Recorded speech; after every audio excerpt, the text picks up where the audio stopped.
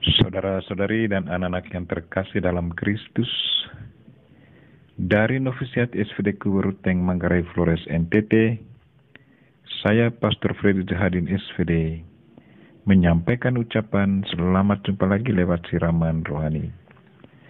Hari ini Kamis 7 April 2022. Injil hari ini diambil dari Yohanes bab 8 ayat 51 sampai 59. Kita diingatkan bahwa kehidupan kekal berarti hidup bersama Tuhan untuk selama-lamanya. Marilah kita berdoa memohon penerangan Roh Kudus. Dalam nama Bapa dan Putra dan Roh Kudus, amin. Tuhan dan Allah kami, puji dan syukur kami haturkan kepadamu karena Engkau mengingatkan kami apa artinya hidup kekal. Tuhan, bantulah kami, semoga kami selalu tekun dalam iman dan selalu mengikuti ajaran dan kehendak-Mu, sehingga kami boleh hidup bersama-Mu untuk selama-lamanya. Tuhan, utuslah Roh Kudus-Mu, terangilah pikiran dan hati kami, agar sabda-Mu yang akan kami dengar dapat kami pahami dengan baik, dan isi pesan-Mu dapat kami hayati dan amalkan dalam hidup harian kami. Doa ini kami sampaikan dengan perantaran Kristus Tuhan kami. Amin. Tuhan sertamu dan sertamu juga. Inilah Injil Yesus Kristus menurut Yohanes. Dimuliakanlah Tuhan. Sekali peristiwa Yesus berkata kepada orang-orang Yahudi, "Aku berkata kepadamu, sungguh, barang siapa menuruti firman-Ku, ia tidak akan mengalami maut sampai selama-lamanya." Kata orang-orang Yahudi kepada Yesus, "Sekarang kami tahu bahwa Engkau kerasukan setan. Sebab Abraham telah mati dan demikian juga nabi-nabi. Namun Engkau berkata, barang siapa menuruti firman-Ku, ia tidak akan mengalami maut sampai selama-lamanya. Adakah Engkau lebih besar daripada bapa kita Abraham yang telah mati? Nabi-nabi pun telah mati. Dengan siapakah engkau samakan dirimu?" Jawab Yesus, "Jikalau aku memuliakan diriku sendiri, maka kemuliaanku itu sedikit pun tidak ada artinya. Bapakulah yang memuliakan aku. Tentang Dia kamu berkata, Dia adalah Allah Bapa. Padahal kamu tidak mengenal Dia. Sebaliknya, aku mengenal Dia. Dan jika aku berkata aku tidak mengenal Dia, maka aku adalah pendusta, sama seperti kamu. Tetapi aku mengenal Dia, dan aku menuruti firman-Nya. Abraham bapamu bersuka cita bahwa ia akan melihat hariku. Ia telah melihatnya dan ia bersuka cita." Maka kata orang-orang Yahudi itu kepada Yesus, "Umurmu belum sampai 50 tahun dan engkau telah melihat Abraham?" Kata Yesus kepada mereka, "Aku berkata kepadamu, sesungguhnya sebelum Abraham jadi, aku ada." Lalu mereka mengambil batu untuk melempari Dia. Tetapi Yesus menghilang dan meninggalkan bait Allah. Demikianlah sabda Tuhan. Terpujilah Kristus. Saudara-saudari dan anak-anak yang terkasih dalam Kristus, tema renungan kita hari ini ialah kehidupan kekal berarti hidup bersama Tuhan untuk selama-lamanya. Beberapa hari terakhir ini, kita mendengar lewat Injil bahwa Yesus Kristus dan para pemuka agama Yahudi selalu bertentangan. Masing-masing mempertahankan pendapatnya. Apa yang dianggap benar oleh Yesus Kristus tetap dianggap salah oleh orang Yahudi. Orang Yahudi tetap menganggap bahwa Yesus Kristus telah menghujat Allah karena ia menganggap dirinya putra Allah dan setara dengan Allah. Karena itu mereka selalu berusaha mau menangkapnya. Hari ini kita mendengar ada pertentangan menyangkut soal kematian dan soal status Yesus Kristus. Yesus berkata, "Sesungguhnya, barang siapa menuruti firman-Ku, ia tidak mengalami maut untuk selama-lamanya." Pernyataan Yesus ini ditanggapi secara negatif oleh orang Yahudi.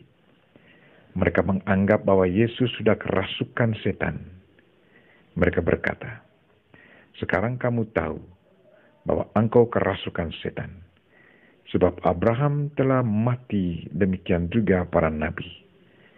Namun engkau berkata, barang siapa menuruti firman-Ku, ia tidak akan alami maut sampai selama-lamanya. Adakah engkau lebih besar dari Abraham?" Dari pernyataan ini bisa diketahui bahwa mereka tidak mengerti apa yang dimaksudkan Yesus dengan kematian. Kematian menurut Yesus Kristus adalah hidup sesudah kematian tubuh, hidup tanpa sumber kehidupan itu sendiri. Itu berarti orang yang tidak percaya pada Yesus Kristus selama hidupnya di dunia ini, nanti sewaktu sesudah kematian tubuhnya, jiwanya akan alami kesengsaraan seumur hidup. Jiwanya akan tinggal dalam kegelapan atau hidup tanpa Tuhan, sumber kehidupan, hidup tanpa terang. Dia akan hidup bersama setan dalam neraka, alami kesengsaraan untuk selama-lamanya. Kesengsaraan untuk selamanya bisa disamakan dengan kematian untuk selamanya. Sebaliknya, kehidupan kekal berarti alami sukacita, bahagia untuk selamanya, hidup bersama sumber hidup. Orang yang percaya kepada Kristus dan menjalankan perintahnya akan hidup bersama Kristus dalam kerajaan surga untuk selamanya. Kedua kelompok ini sesungguhnya berpijak pada konsep yang berbeda. Yesus berbicara soal hidup sesudah kematian tubuh, sementara orang Yahudi hanya berpikir soal kematian tubuh. Keduanya pertahankan pendapatnya tanpa saling mendengarkan. Kalau saja ada keterbukaan untuk bertanya dan mencari tahu apa yang dimaksudkan dengan kematian, pasti salah paham bisa teratasi. Soal kedua yang dipertentangkan adalah soal kealahan Yesus. Yesus Kristus sudah ada sebelum Abraham dan para nabi. Orang Yahudi katakan, "Umurmu belum sampai 50 tahun dan engkau telah melihat Abraham?" Dari pernyataan ini kita tahu bahwa mereka sesungguhnya mendengar apa yang dikatakan Yesus. Sesungguhnya sebelum Abraham jadi, aku telah ada. Mereka mengambil batu untuk melempari dia, karena ia menghujat Allah. Ia mau menyamakan dirinya dengan Allah. Sementara dari pihak Yesus, ia sungguh menyampaikan satu pernyataan yang sungguh benar, bahwa ia adalah Mesias. Ia adalah Allah yang hidup sebelum segala sesuatu diciptakan.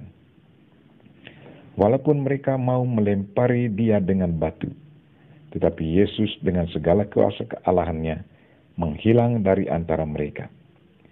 Kalau saja orang Yahudi manfaatkan peristiwa keajaiban ini dan menganalisis mengapa Yesus tiba-tiba menghilang dan meninggalkan bait Allah, pasti mereka akan percaya bahwa Yesus adalah putra Allah. Tetapi sayang bahwa hati dan pikiran mereka sudah dikuasai oleh kegelapan. Segala perbuatan baik yang Yesus lakukan semuanya dilihat sebagai sesuatu yang negatif. Kegelapan hati sudah menutup kemungkinan untuk melihat sesuatu yang positif yang dibuat oleh orang lain. Marilah saudara-saudari dan anak-anak yang terkasih, bersama Bunda Maria kita berdoa. Tuhan, kuatkanlah iman kami. Semoga kami setia mengikuti perintah-Mu dan tekun melaksanakannya, sehingga di saat kami mengakhiri ziarah kehidupan kami di dunia ini, kami boleh bersukaria alami kehidupan kekal bersama Allah Bapa dan Allah Putra dan Allah Roh Kudus, serta semua para malaikat surga untuk selama-lamanya. Amin. Marilah kita mohon berkat Tuhan. Tuhan sertamu dan sertamu juga.